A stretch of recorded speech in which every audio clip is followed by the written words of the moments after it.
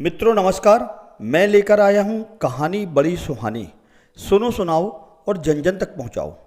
एक बार की बात है, एक कबूतर और एक कबूतरी एक पेड़ की डाल पर बैठे थे। उन्हें बहुत दूर से एक आदमी आता हुआ दिखाई दिया। कबूतरी के मन में कुछ शंका हुई और उसने कबूतर से कहा कि चलो जल्दी उड़ चलें, नहीं तो यह आदमी हमें मार डालेगा। कबूतर ने लंबी सांस लेते हुए इत्मीनान के साथ कबूतरी से कहा, भला उसे गौर से देखो तो सही, उसकी अदा देखो, लिबास देखो, चेहरे से सराफत टपक रही है।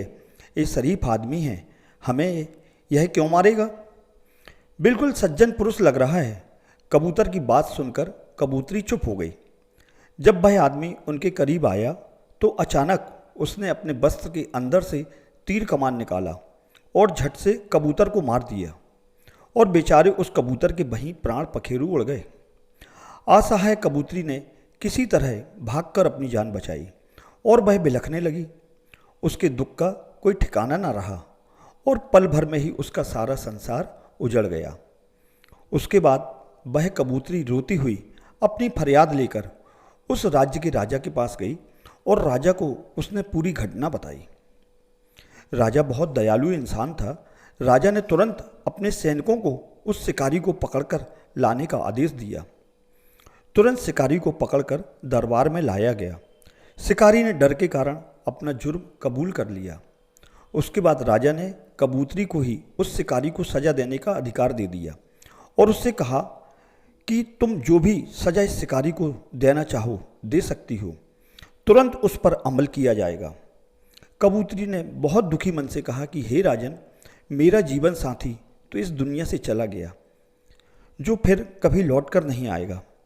इसलिए मेरे विचार से इस क्रूर शिकारी को बस इतनी सज़ा दी जानी चाहिए कि अगर वो शिकारी है तो उसे हर वक्त शिकारी का ही लिबास पहनना चाहिए।